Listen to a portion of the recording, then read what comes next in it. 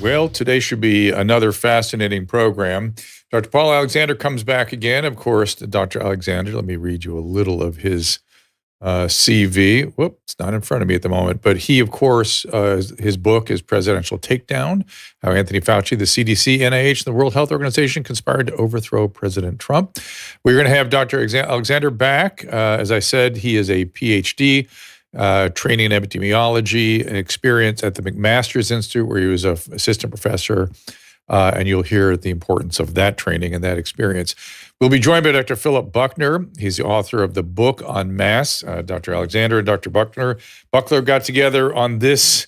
Seriously, I mean, I don't know how more extensively researched and resourced a book can be as this. So we'll get into all that and more right after a break. Our laws, as it pertains to substances, are draconian and bizarre. The psychopaths start this way. He was an alcoholic because of social media and pornography, PTSD, love addiction, fentanyl and heroin. Ridiculous.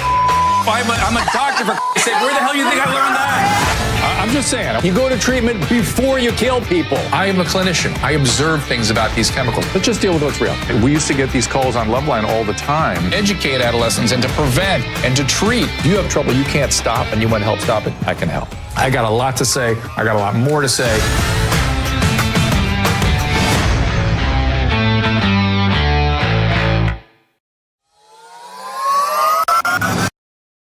Well, Mother's Day is upon us, and Genucel's Mother's Day sale has arrived as well. Perfect timing because Susan and I have upgraded our bundles with even more of our favorite skincare products now for over 50% off. We've been working with Genucel for almost 2 years, and because Genucel makes really the best skincare products in the world, you'll see. In fact, you can see how my skin corrected and repaired in this moment from the show live on our stream. And we know it's important to you. Genucel products use naturally effective proprietary ingredients that are non-GMO, plant-based formulas made in the USA. Just some of the reasons Genucel has 400% the customer loyalty of other skincare brands. I know I'm a snob about the products I use on my face.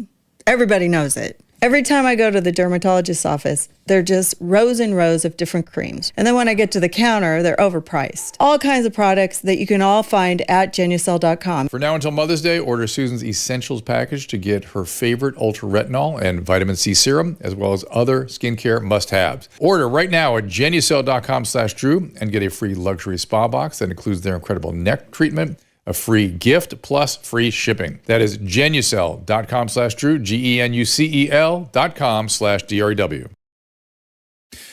So we're going to first speak to Dr. Paul Alexander, and then we'll be joined by Dr. Buckler. Let me tell you about Dr. Buckler a little bit. He's a U.S. Army major.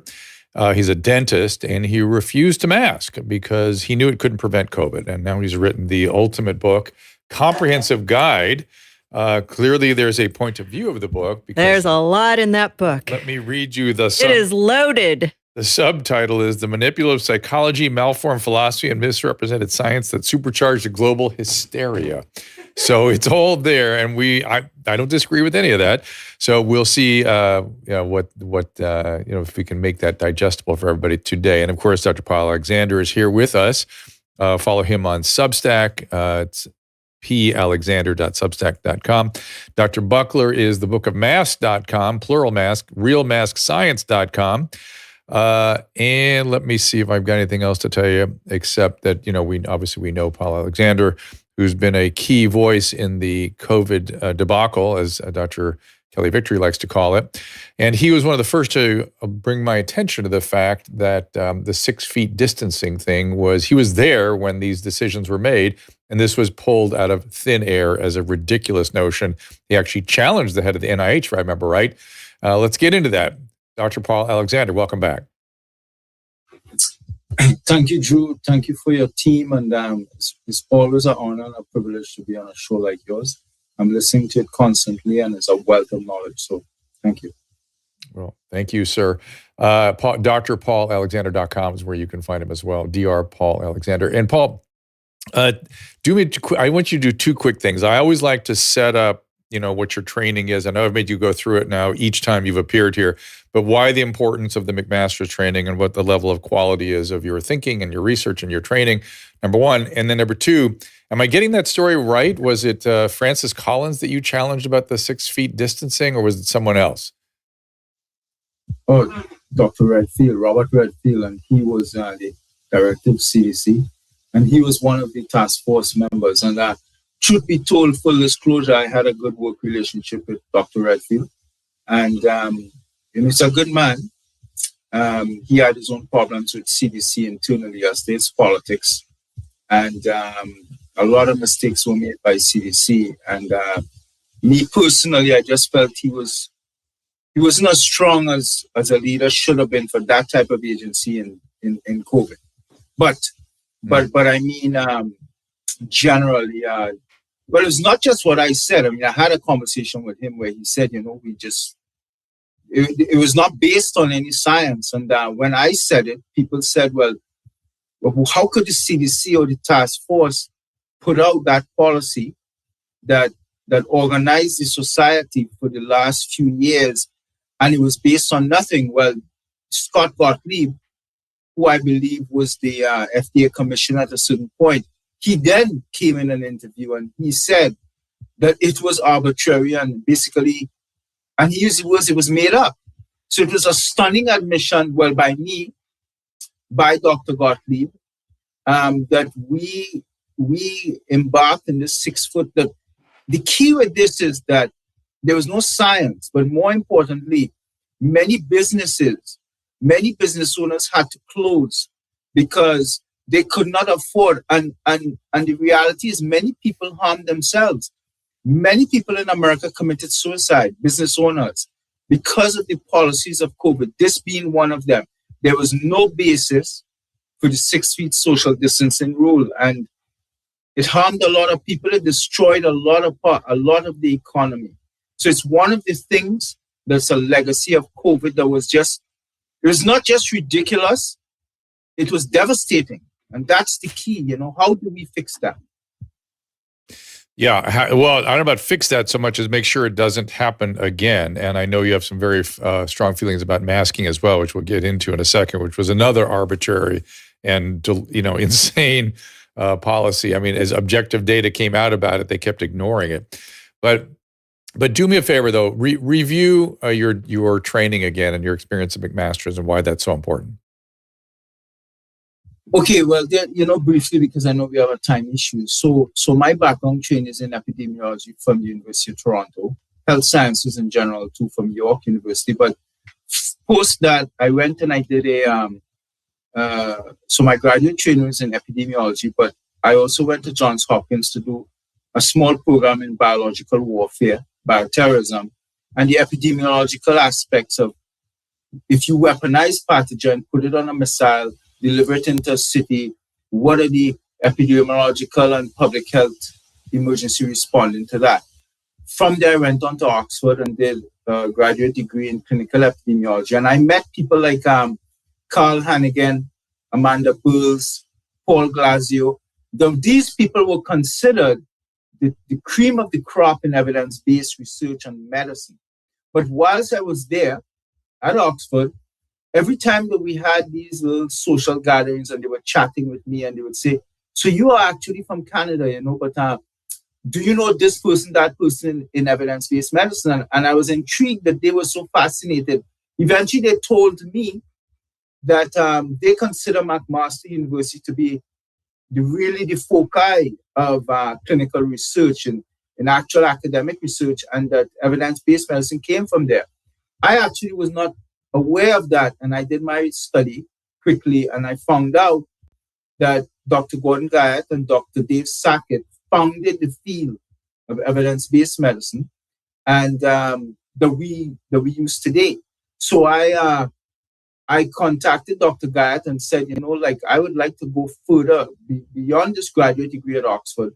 And he said, well, I'm looking for a couple of doctoral students. And, we had some meetings and he agreed to supervise me. And so I did my PhD there with the founder of evidence-based medicine. I did a postdoc with him. And let me put it this way. When you look globally at all of academic research in terms of randomized controlled trials, observational studies, case control, meta-analyses, systematic reviews, most of the methods as to how these things are done comes out of McMaster. And we are constantly there refining the methods for the academic and research community, so that there's this understanding that if you wanted to do research at McMaster in the field of evidence-based medicine, like a doctorate, and you could not get in because it's highly competitive, you would end up going to Harvard or Stanford or Yale. So I'm not saying this to slight Dr. Risch, because Dr. Risch I consider the guru, and he's my mentor in epidemiology. But the truth of the matter is, I schooled in a place that is a research methodology purist institution. It's the best methodology. And Paul, what are they thinking in the aftermath now of the debacle? I mean, were they just in disbelief as things unveiled? Did they also fall victim to the hysteria? How does Ms. McMasters understand what the world did in their abandonment of evidence-based medicine? Well, I think that's a complicated, to answer that is complicated because for two reasons. One, when I entered the Trump administration, I was part of a lot of different research groups in terms of treatments, in terms of strategies, etc. And I was asked to step off of those groups because of a possible conflict. But two, what I also realized, Dr. Drew, and look, I'm a very blunt person, and I've written about it, that evidence-based medicine during COVID actually took a back seat and actually suffered dramatically because when we look at the type of research that was published, was accepted, and put out there to the public, a lot of it was junk science and garbage that could not normally, in the proper research world, even got into peer review status. We also found that some good research that should have been published was not even allowed peer review. So the field of academic research and even EBM, evidence-based medicine, it became very political and politicized. And that's another drawback. That's why somebody like Dr. Buckler would have to write his book, and where a lot of what he has done, and people like him, myself included, McCullough, Risch, all of us, we could not get high quality, trustworthy academic research published in proper peer-reviewed journals because they just wouldn't take it. And they would begin the review and then stop the review, and they would actually publish papers and then take it down from Medline and PubMed. What happened in COVID defies an explanation and really damaged the field of academic research, the field of journal, the editors. They became very politicized and biased and really harmed us. And I think that EBM today is not being practiced in its classical sense. That's my view. And, you know, I have so many colleagues there. They may not like how I say it, but it's just the way it is. And I even question some of the research that has come out in the academic field, the purest EBM researchers. And so that's how I'll deal with that. Okay. I did not know about your bioterrorism training, and it makes me wonder two things that I'd like you to kind of quickly comment on, and then we'll get Dr. Buckley and her to go deep on masks. One is, do you think that some of the hysteria around COVID and the extraordinarily impulsive, non-evidence-based policies that were just randomly put in place was behind closed doors because they believed this was a bioterrorism event and didn't really know the full extent of where this was going, number one? And number two, I wonder if you could also comment on the avian H5N1 flu, which to my estimation, if we start seeing human-to-human transmission, has to be laboratory alteration of the virus. Well, let me start with the H5N1 because I think that's something they're putting on. It's in the news now repeatedly. I think that right now, you know, they said it came from avian host to cattle to human, one person, I believe, or two. we are not seeing the ability thus far for human-to-human transmission. But that does not mean that it cannot be, that it has not been juiced up or played around with in the lab to give it that capacity. So we have to be open to that situation. Similarly to like how we have to be open to as to what happened in COVID.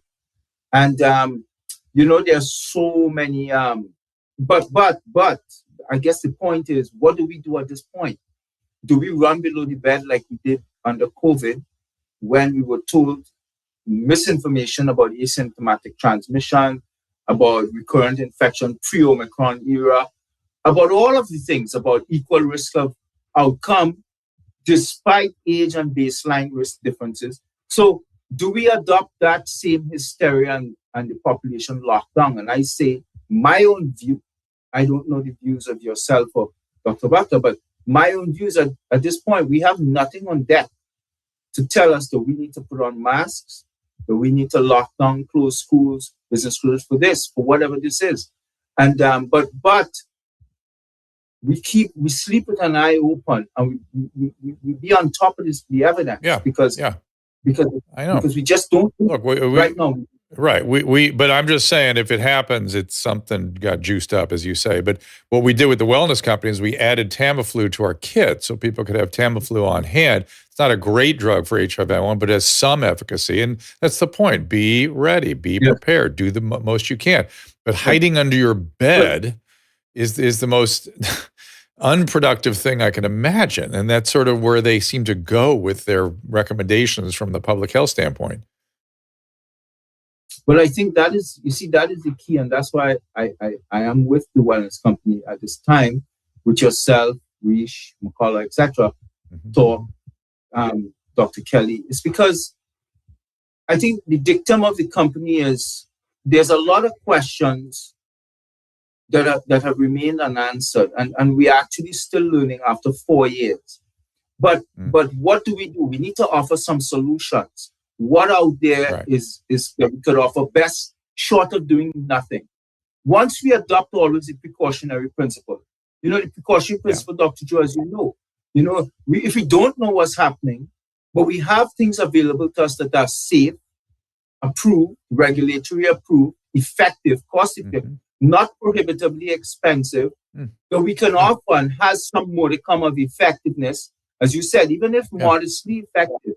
Once it does not harm, I think that's the key. If it's not harming, and people are crying out, I know. People want to know. I agree.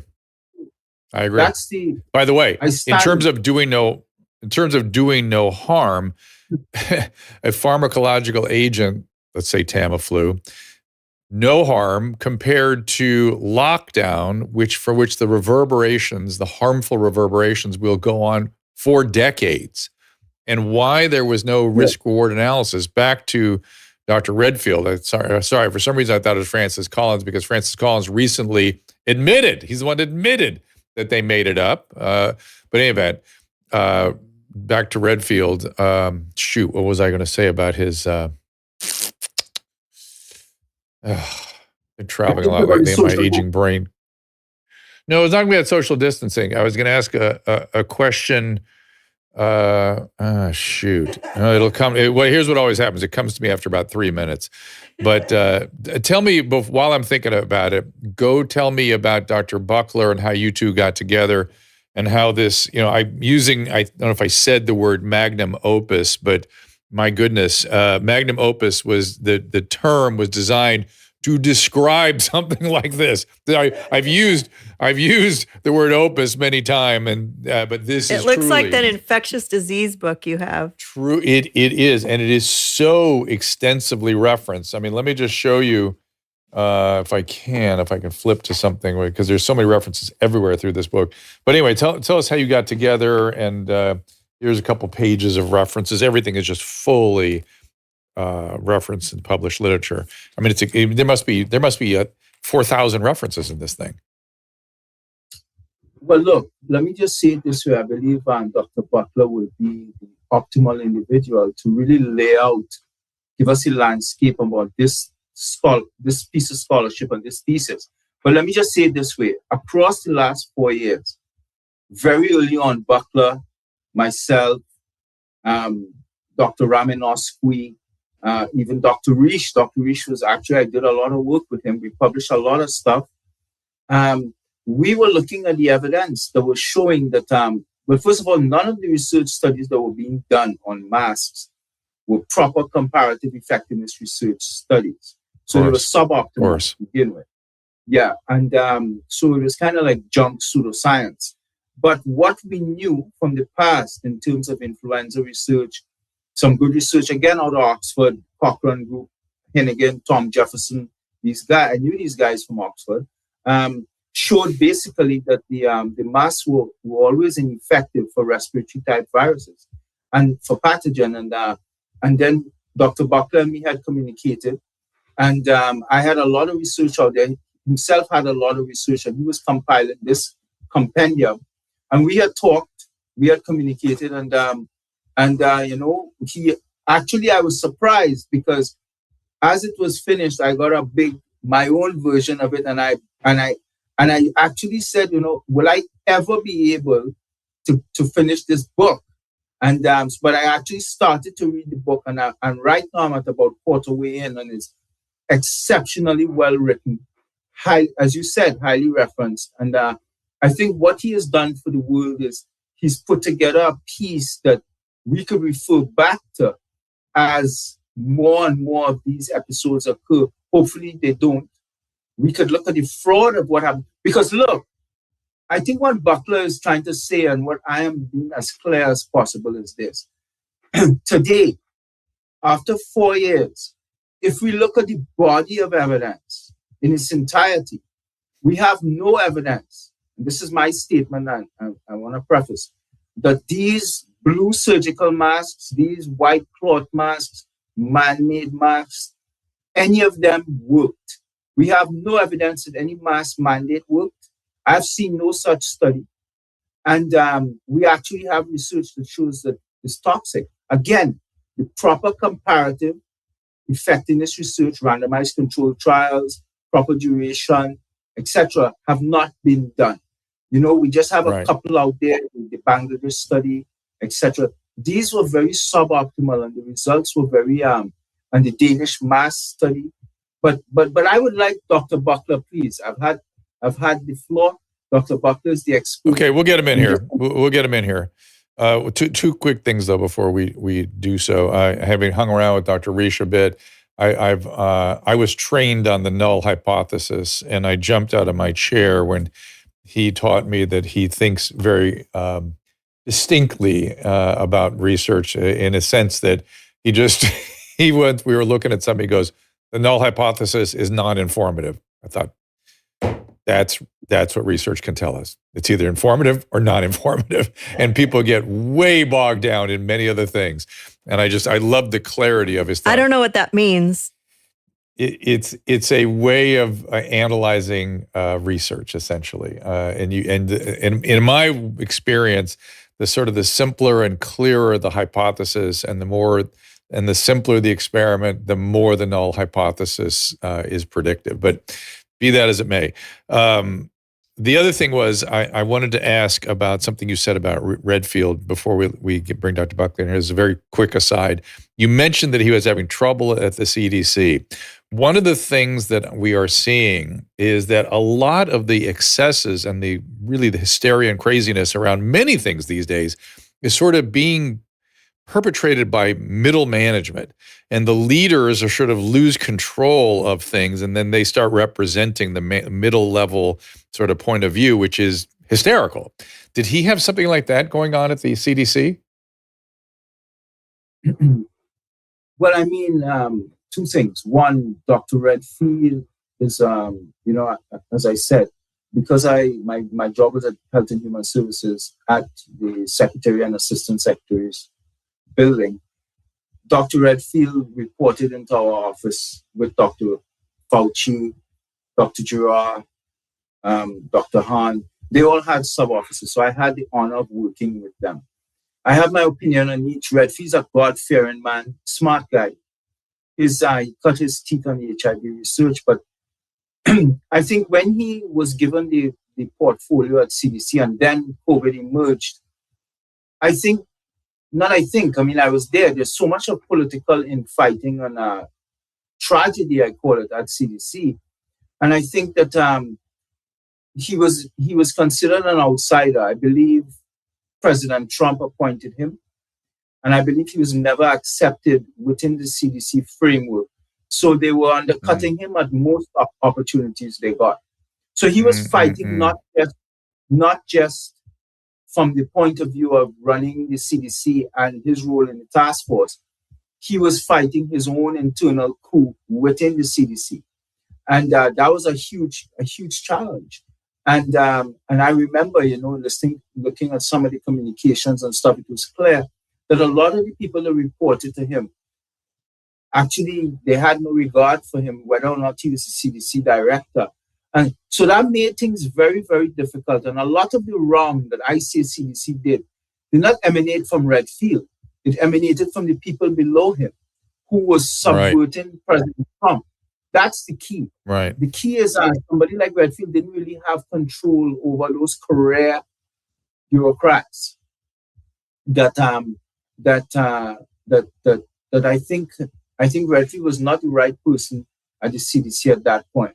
I was very suspicious, and they became hysterical because they already had sort of a Trump derangement thing going on, and that just added their hysterical attitude. And this is actually important information, Dr. Alexander.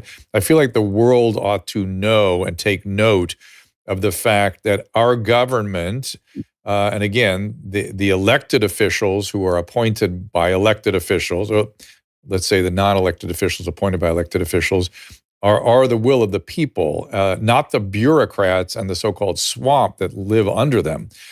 This is very, very concerning, I must say.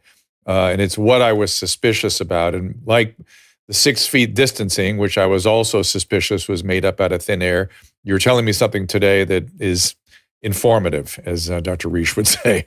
And so I appreciate you sharing that. I hear you say that Dr. Redfield is a smart guy, a good guy, and that we should have full respect for him. But I think people should be aware of the will of the people being subverted, if indeed that's what I mean. It's just very, very, very concerning that the hysteria of the underlings is what led to the excesses of what was directly linked to some of the excesses of the COVID disaster. Well, look, Dr. Drew, let me just say it this way. Because of my position, and look, I'm an island boy.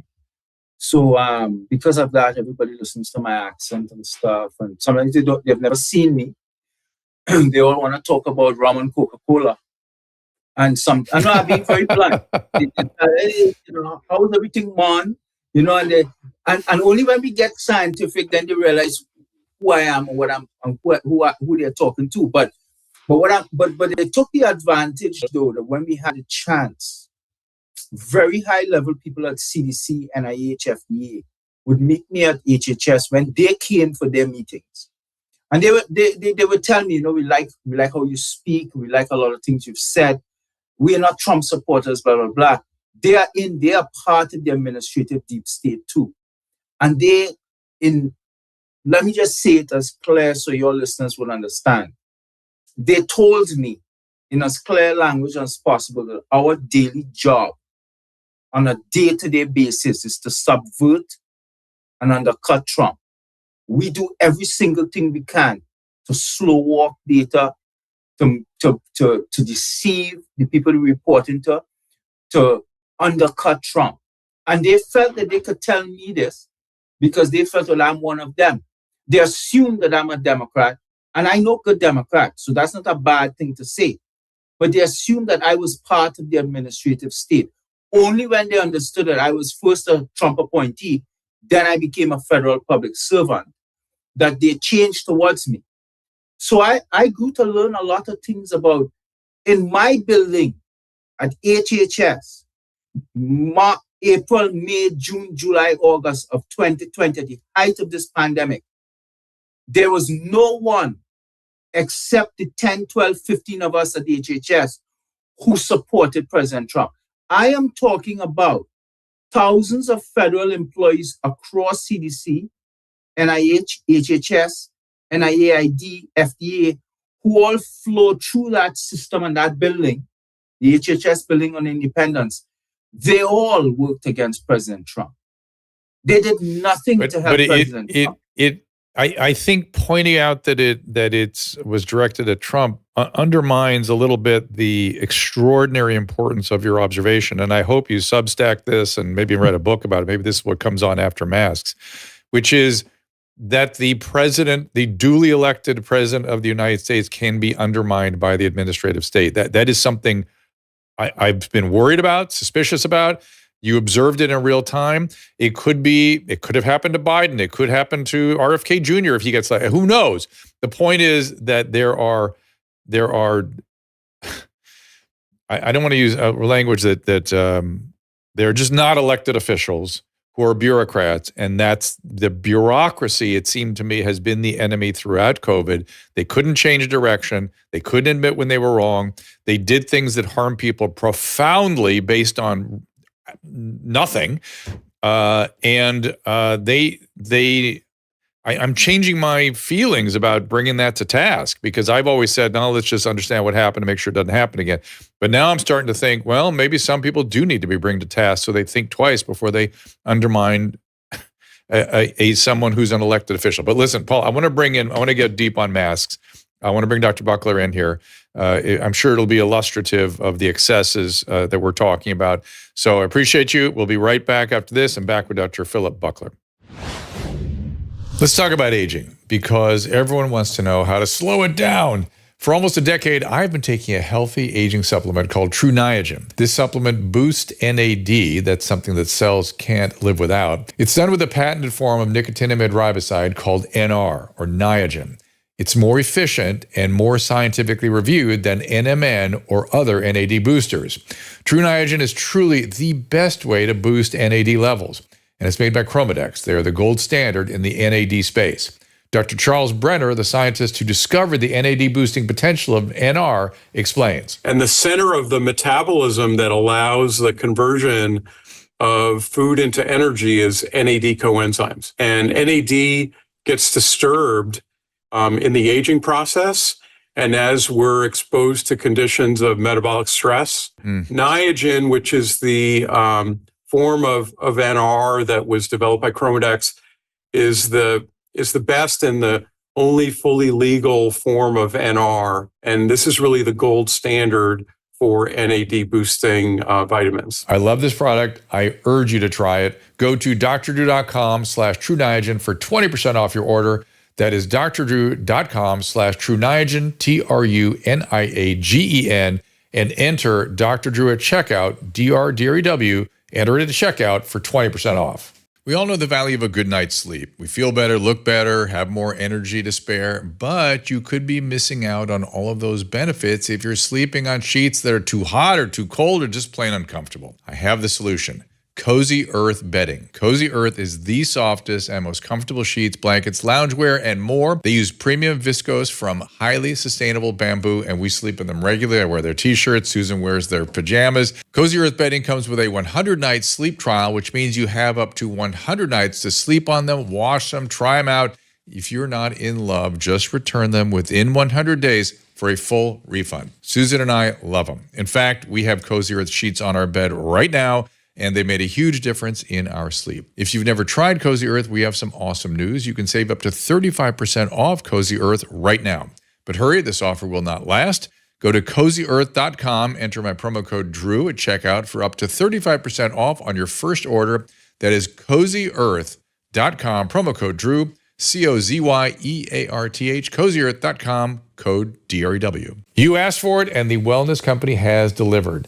The medical emergency kit, replete with ivermectin, prescription antibiotics, and more, continues to fly off the shelves. We keep one here at home. And there are 3 new kits you need to know about, and more are coming.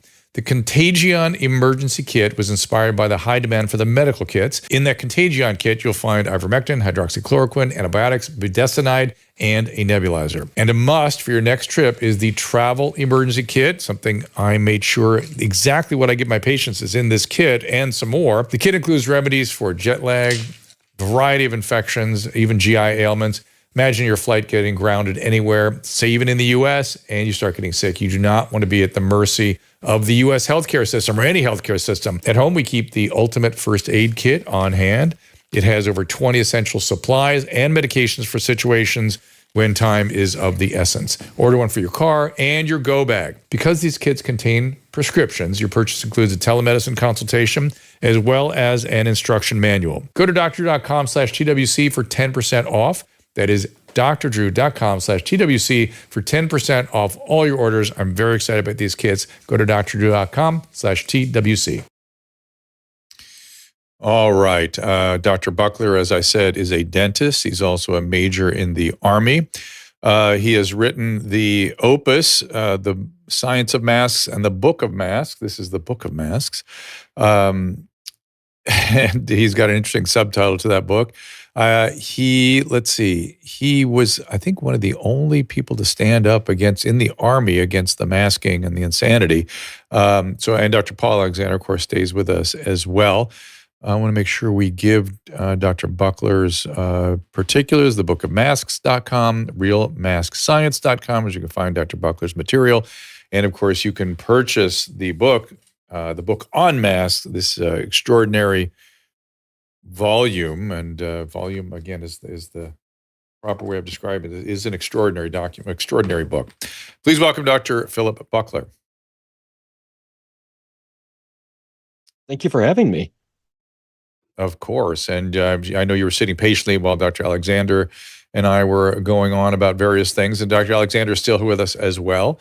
realmaskscience.com for Dr. Buckler. So I'm not even sure where to start except to ask sort of I'm guessing there was a certain amount of outrage at the randomness and the lack of scientific rigor that went into masking. And how did that outrage get converted into this work?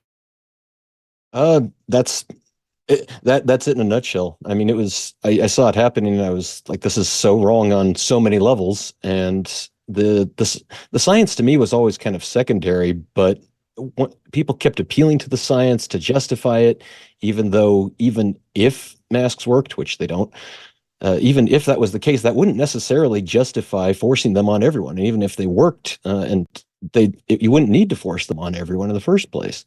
So I started researching all aspects of masks, pulling every study I could get my hands on, and I didn't actually start to even try to make even a tentative case for the idea that they don't work until I've been researching it for about at least 4 or 5 months, probably up to about 6 months, I think was when I first put my most coherent case together. So in that sense, I mean, I took a little bit longer to arrive at that conclusion than Dr. Alexander did, but I just pulled every source I could from every library I could, read all the articles, looked at all the references, read the references of those references going back the last 100+ years. And then I cross-checked my work with what other people were saying. And I wish I'd found Dr. Alexander's work sooner. It would have saved me dozens of hours. I found his stuff almost when I was almost done writing the book, but I was able to check my work against his, and he had one of the best compilations on mask science available.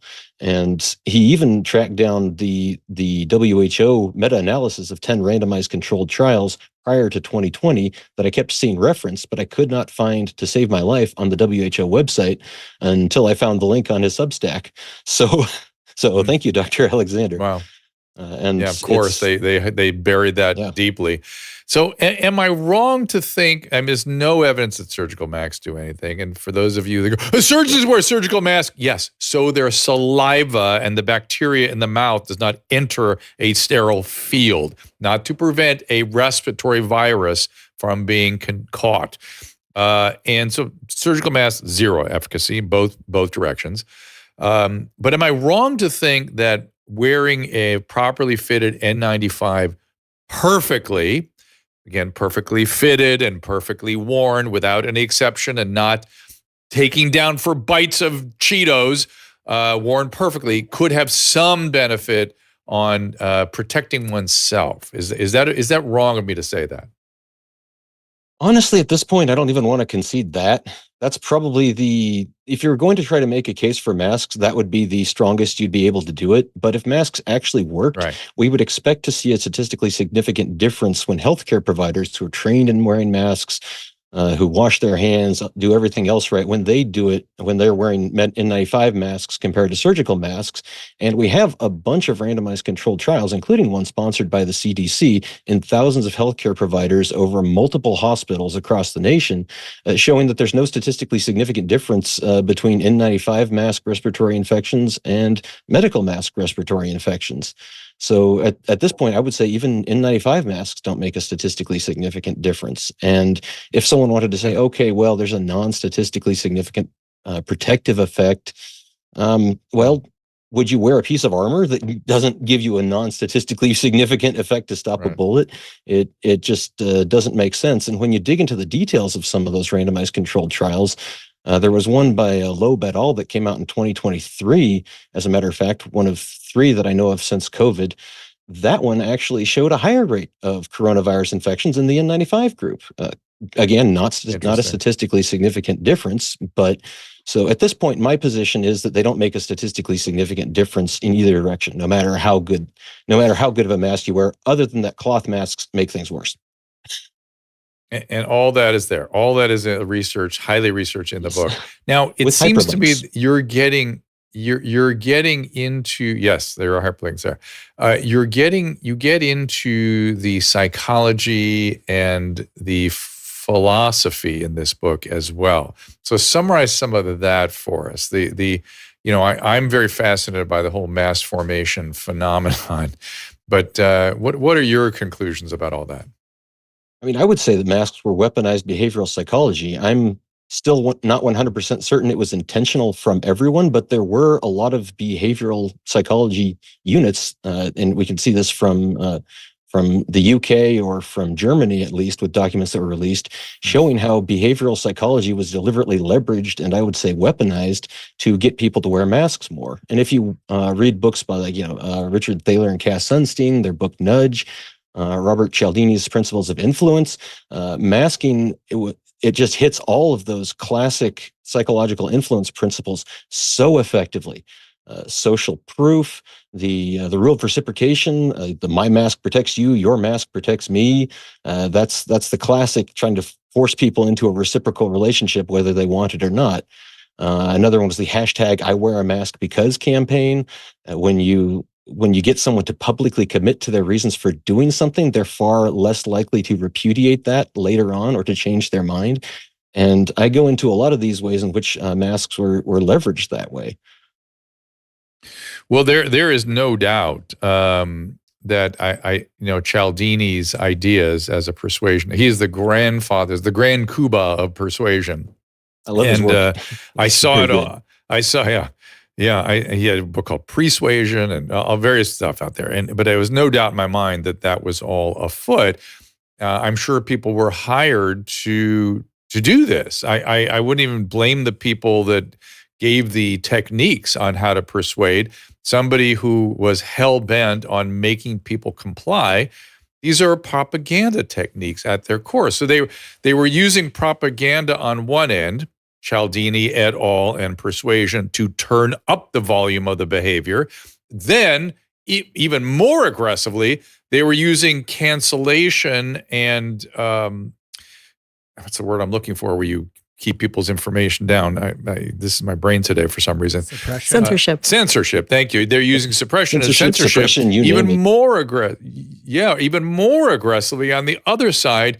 This is stuff that throughout my life, when we saw totalitarian states doing shit like this, we looked at it as evil and outrageous, and how any free society could tolerate such nonsense. Again, this is the stuff that when I look at what happened here, I can't. I'm still trying to make sense of it. Help me. Yeah, I mean, well, that's pretty much it. You get the social proof, you get the passive social pressure, just like in Solomon Ash's experiments. You have a lot of aspects from, say, Philip Zimbardo's Stanford prison experiment, where collective punishments were used. If you aren't good children, we're going to force you all to put the masks back on, trying to turn everyone against the people who are objecting to wear masks. We've got the Stanley Milgram experiments. Those are, Milgram was But remember, right. those were experiments done to try to understand how did an average German turn into a prison guard? How did that happen?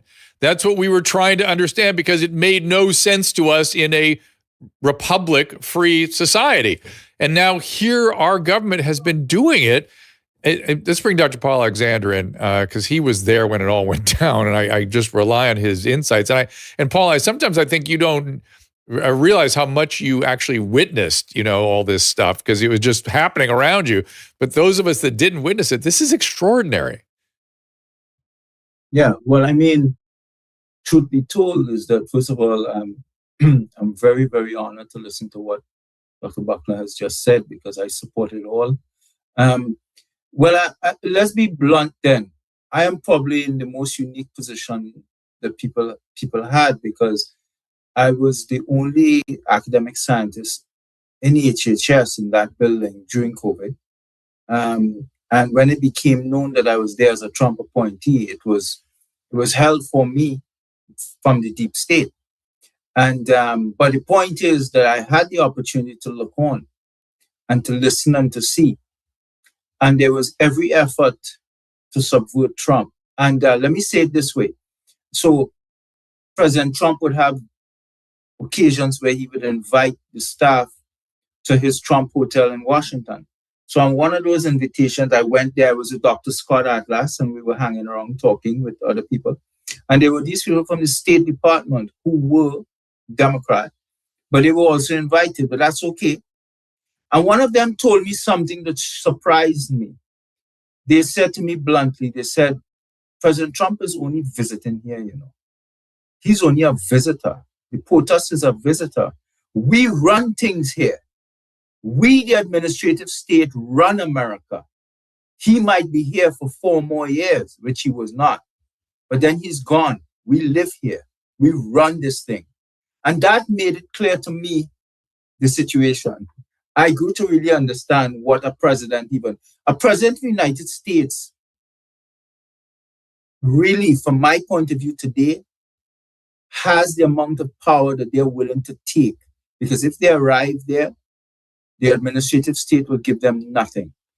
If they're a strong person, they need to then run things themselves.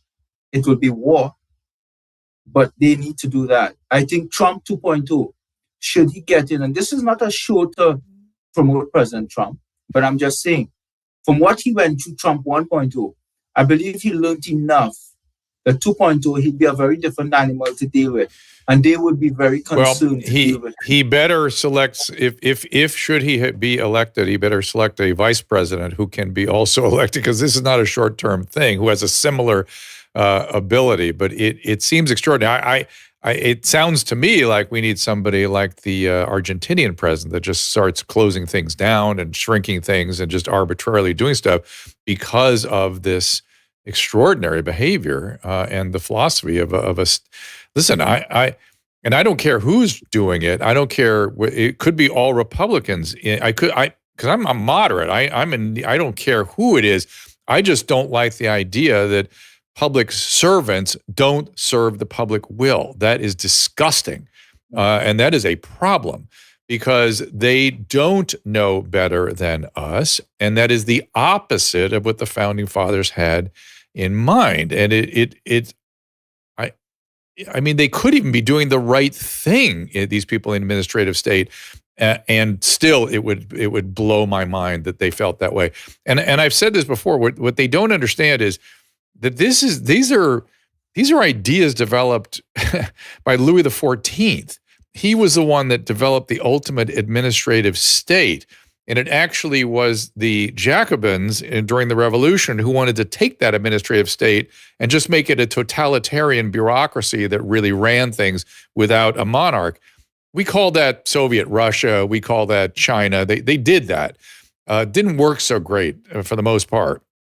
So the fact that they don't understand they're using principles from monarchical feudal societies is mind-boggling to me.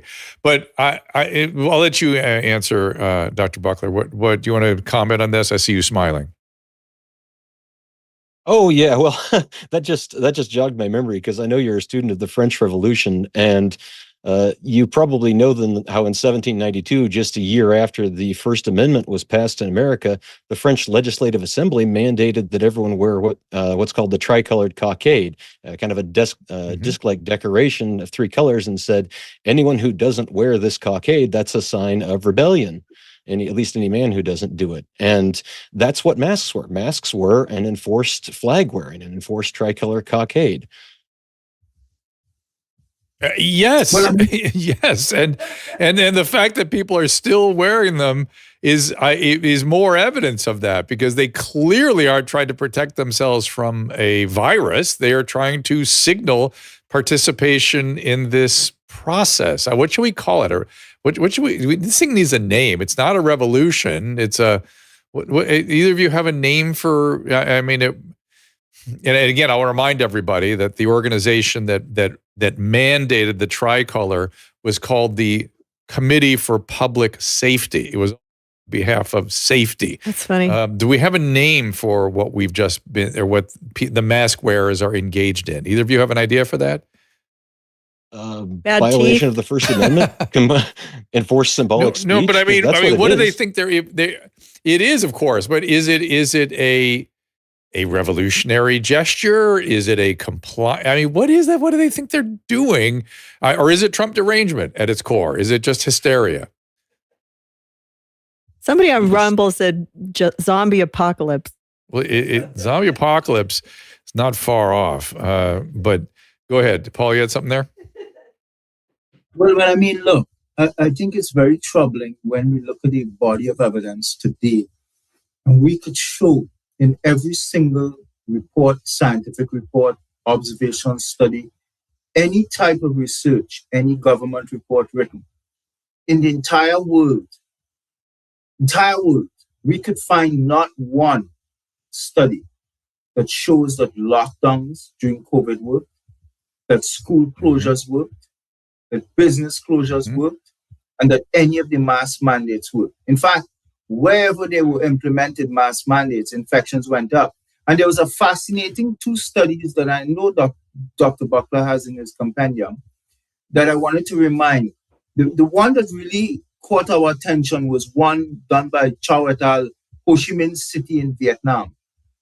In that study, they looked at nurses who were locked into a hospital setting. Whilst that one was done, there was one in Israel by Shitrit. I remember these things because we wrote so much, and one by Hatimali et al. In Finland. And what did they show in the Delta outbreak when nurses were double vaccinated? Those studies showed us that those nurses were PPE, full shields and masks, full gowns, and all of their colleagues got infected, and all of the patients that they're looking after got infected.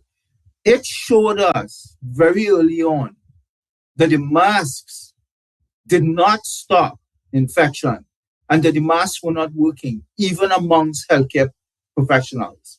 That was key. And there was one seminal study, it was published, I believe, in 1981 by Neil Orr. Dr. Neil Orr is a New England Journal of Medicine, a very old publication. Very simple study, elegant. It was a fascinating result, and Dr. Ramin Osqui, rest in peace. He was one of the soldiers in this fight. He passed away, colleague, a good friend. He actually drew that study to my attention 3 years ago. And what it showed was this, is when I tell you the results, you would say, but that's impossible, but that was the results.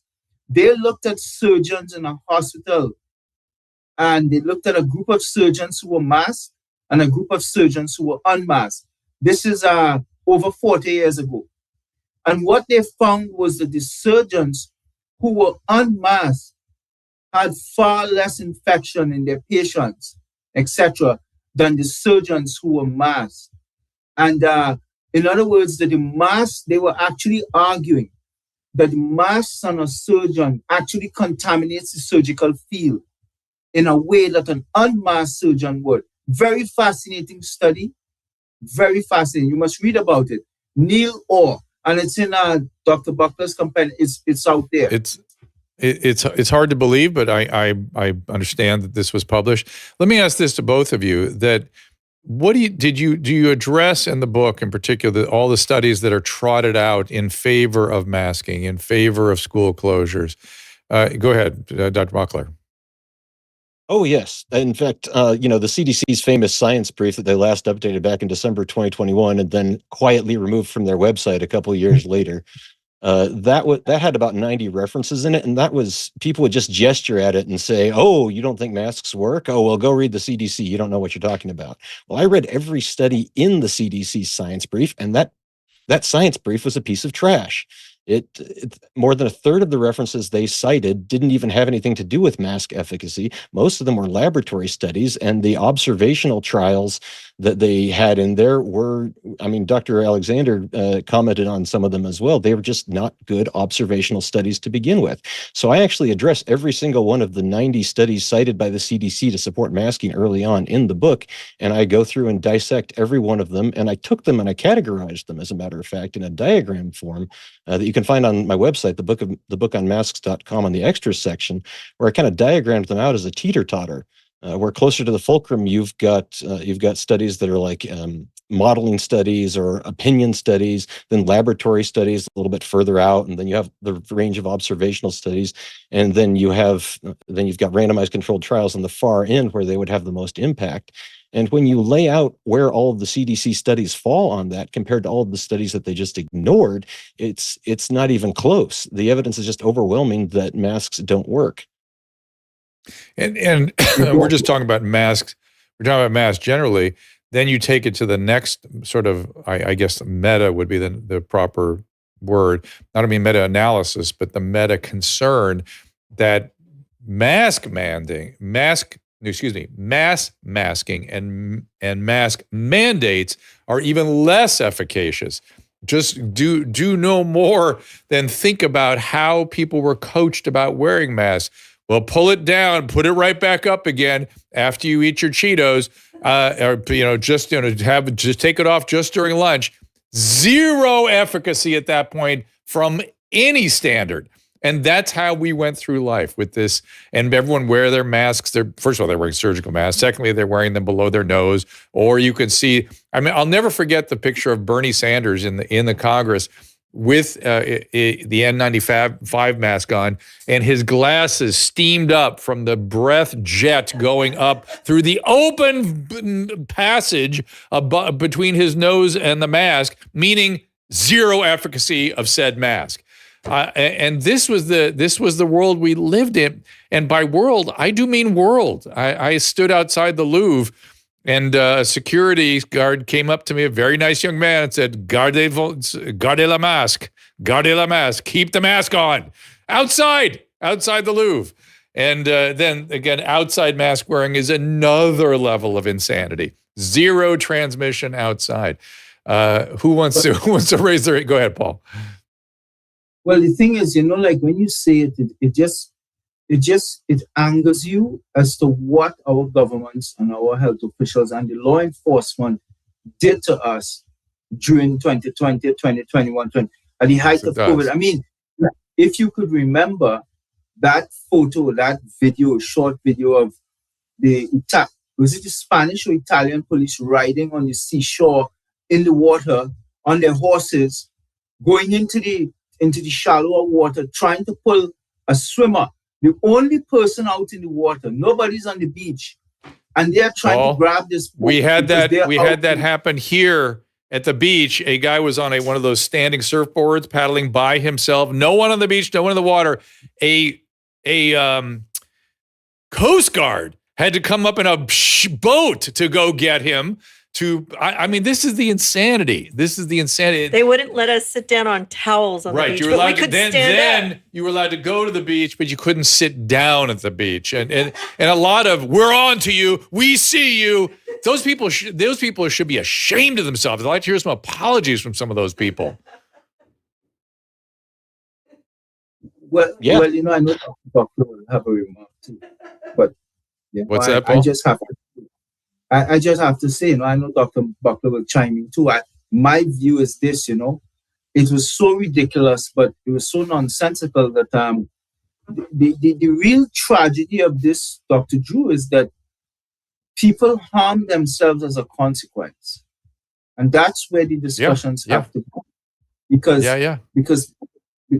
society was so damaged, but people were put in jail. They were done so many horrible things because of this mass, etc. And let's be fair. Let's zero it in, Paul. The issue isn't that these things were mandated and people were harmed.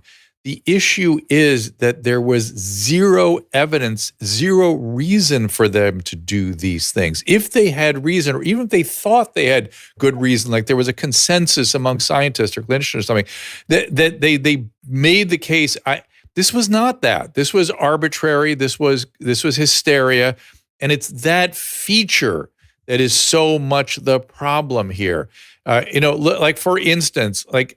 I tend to be a little bit easy on some of the public health response in the early days because, like, all right, they hadn't fully realized what was going on yet. They were doing the best they could. They're trying to figure things out. They were excessive in all things at the beginning. Okay, but in California, those excesses remained in place for 2 years. For 2 years, that's insane. It was super clear after 6 months. Look, we had an A/B test, Florida versus California. Which one was doing better? And no, zero ability to change course, zero ability to look at the evidence. And that's the part, not the action so much as the lack of reason to do these excesses. Dr. Buckler, am I onto anything there? I mean, yeah, I would go even farther and say it was the action itself, because I would say those actions were unconstitutional and immoral to begin with. I would say they were based on a primitive proto-utilitarianism, which says that if X works or if X is the best option, then we can force everyone to do X. And so unfortunately we have laws, but we have laws that give fiat authority to public health emergencies and things. And to me, when this was all underway, I thought we got to change those laws. We got to change them. It can't be that people who are untrained, unskilled, unknowledgeable, not so smart, that make decisions on an arbitrary basis that affect everyone's lives. They should not have that kind of authority. It's not okay. As I used to say, it's a communist plot. Well, we don't know, but it's certainly sorry, you guys.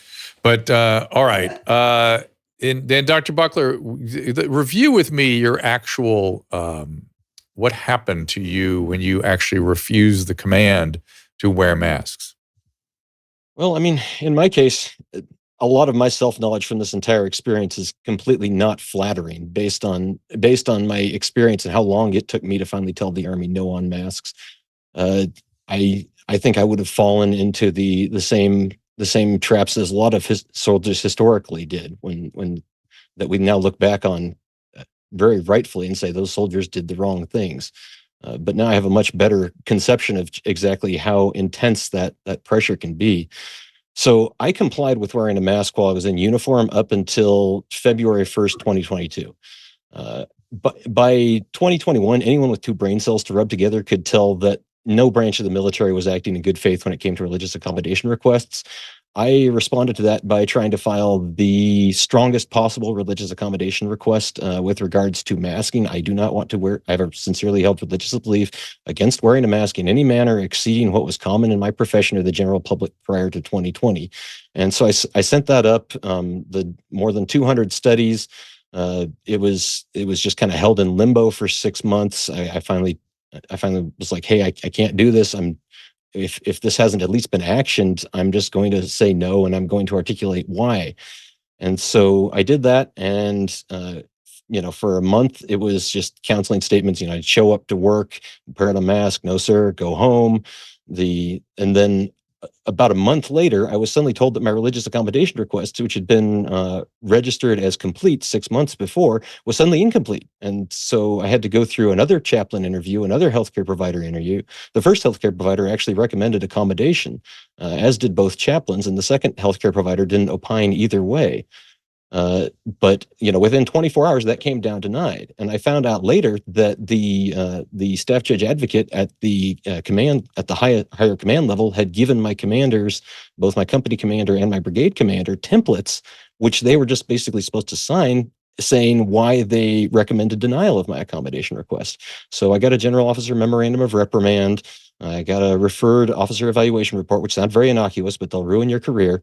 And they automatically trigger elimination proceedings. So I went to an elimination board. By the grace of God, I'm still in. The board elected to retain. And the general officer memorandum of reprimand was removed from my record in January of this year. And just about 4 weeks ago, the referred officer evaluation report was removed as well. But I thought I was the only officer to do this. And it turns out there was one other doctor, at least, who, formally said no to wearing masks, and the Army kicked him out with a less than fully honorable discharge. And he's still out. And as we speak right now, Dr. Samuel Sigaloff, one of the Army's most prominent whistleblowers when it came to the vaccine, is actually defending himself at a hearing because his credentials were yanked. And one of the allegations or accusations against him is that he didn't force all of his patients to wear masks.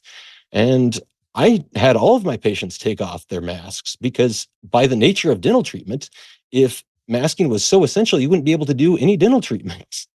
Right. Because you can't do dental treatment on someone who's wearing a mask. Right. But that's kind of the level of insanity they were at, and that we're still dealing in the background. Oregon Dr. Stephen LaTulip, he still has not gotten his license back from the Oregon Medical Board, which just yanked it without any due process. And he lost his. He's still. There we go. Oh, hey, that's a good. They're that's putting a up good what caption. duty. Yeah, exactly. You glitched for a second there. Keep going. Oh, yeah. So, I mean, Dr. Stephen LaTulip, the Oregon Medical Board still hasn't reinstated his license after he went viral saying that masks don't work.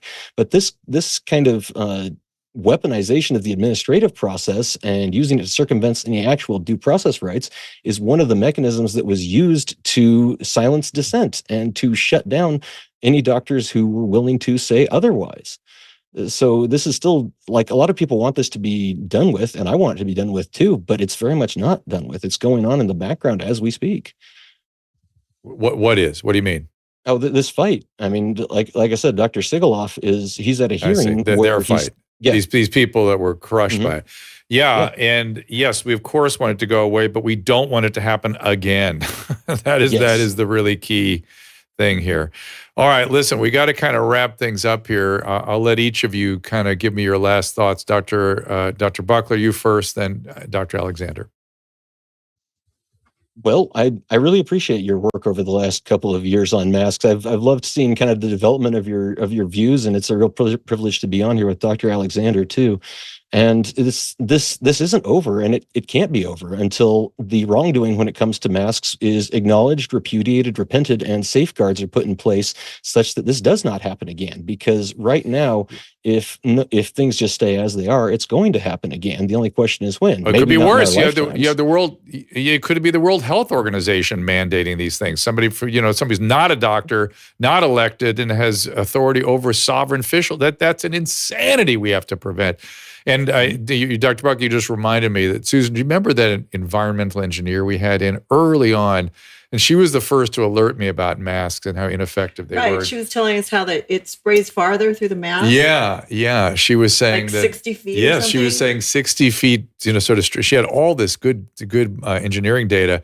And she was screaming about it online. I brought her on a couple of times, and it was before any of the sort of clinical stuff was coming out. It was strictly a environmental engineering issue, and she had been up on cloth ones. Well, both everything. She was really instrumental in me going, uh-oh.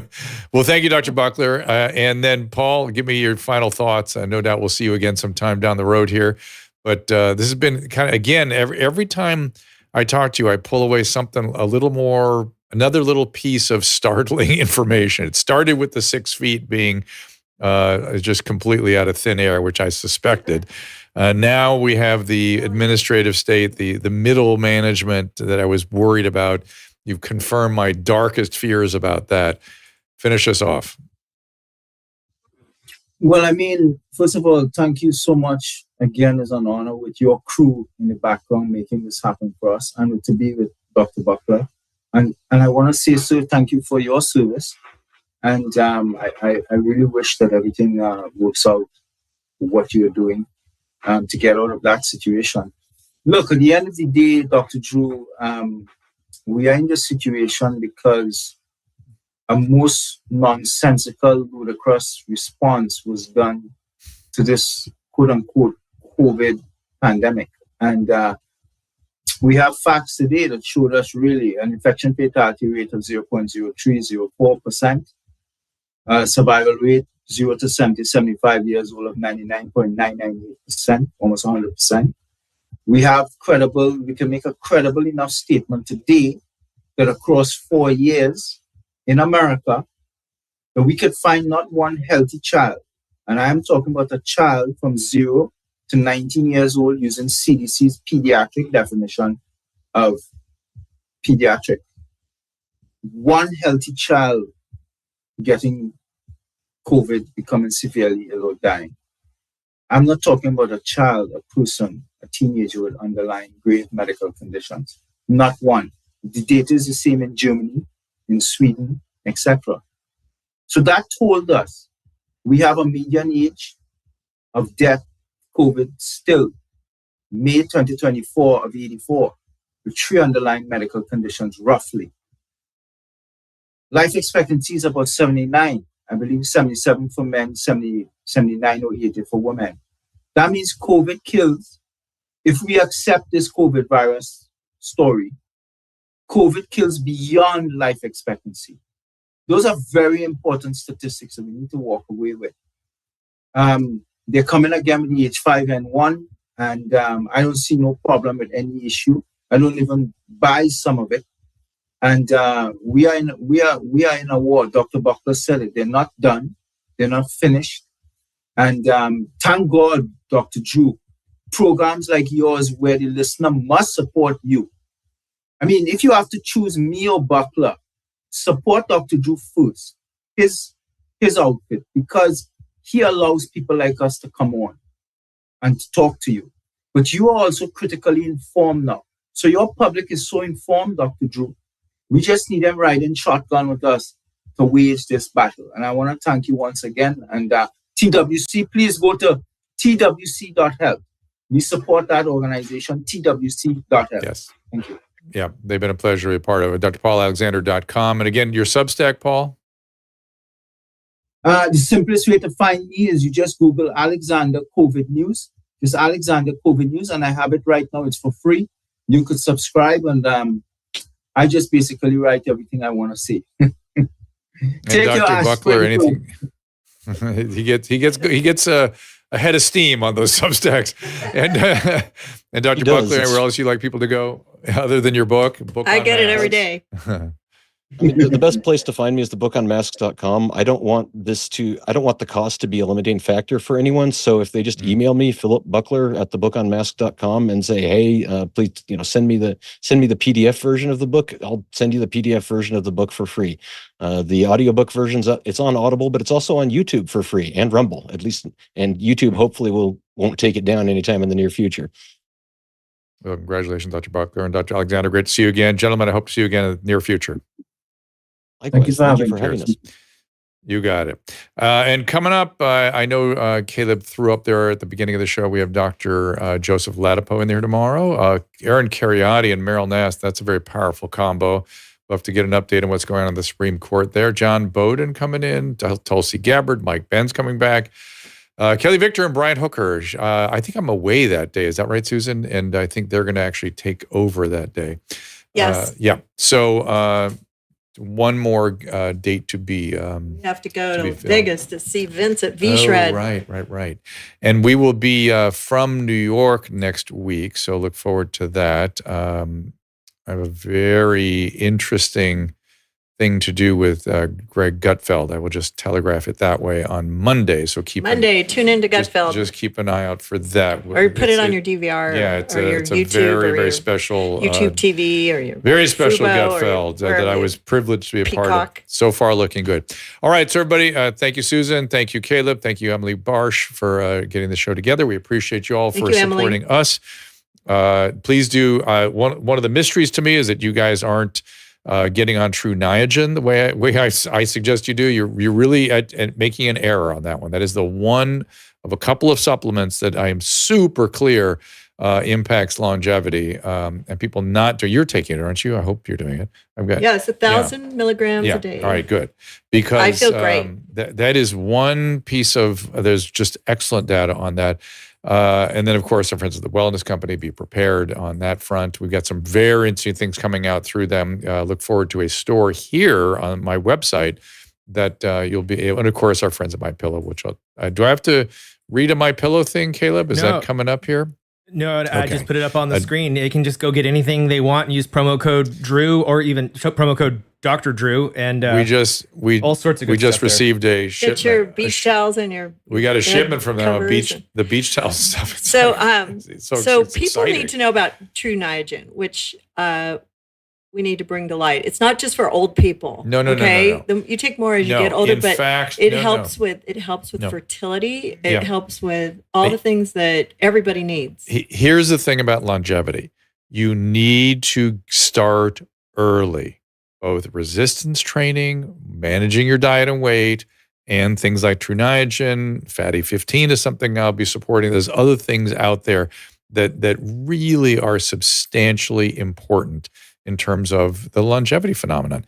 And NAD is part of the story. Now, I mean, you can never say categorically that's going to do a certain amount or measurably amount, but all the data I've seen, I've had my eye on that data for a long time, I'm certainly not going to stop. Let's put it that way. And I don't want Susan to stop. So in any event, we appreciate everybody's support here. Oh, I have one more thing. Yeah. I have lights.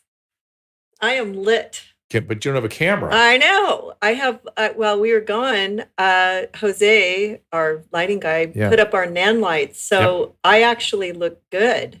I know. I want to see it. I might actually have a camera. I know. I want to see it. We got to get a camera for Susan. She showed me a screenshot. It looks great. These lights are incredible. It is. Yeah, Okay, it's good. crazy. It takes about 50 years off of you. So All right, if you guys need lighting for your cell phone Zoom, check out NAN Light. All right. I'll show a picture of the panel. It's really All right. cool. We're getting a little. Come on, we gotta support all our excessive. sponsors. That's how we keep this show afloat. I understand, and they don't pay us. They just send us all this great equipment, and I can't tell you how happy I am. Yes, it's been extraordinary. I might actually be on camera. But more importantly, we appreciate your guys' support. Let's us keep doing this, and it just is something that we enjoy doing. I feel enlightened doing. I feel outraged and emotional about some of it sometimes. And we've talked to a lot of interesting people, learned a lot of interesting things, and it's because of your support. So we appreciate you being there and doing this. And we'll be back tomorrow at our usual time, 3:00. Is that correct? Yes, 3:00 correct. Pacific time. Everybody good on that? All right. We'll see you then tomorrow with Dr. Joseph Ladapo, the Surgeon General of the state of Florida. Ask Dr. Drew is produced by Caleb Nation and Susan Pinsky. As a reminder, the discussions here are not a substitute for medical care, diagnosis, or treatment. This show is intended for educational and informational purposes only. I am a licensed physician, but I am not a replacement for your personal doctor, and I am not practicing medicine here. Always remember that our understanding of medicine and science is constantly evolving. Though my opinion is based on the information that is available to me today, some of the contents of this show could be outdated in the future. Be sure to check with trusted resources in case any of the information has been updated since this was published. If you or someone you know is in immediate danger, don't call me, call 911. If you're feeling hopeless or suicidal, call the National Suicide Prevention Lifeline at 800-273-8255. You can find more of my recommended organizations and helpful resources at drdrew.com/help.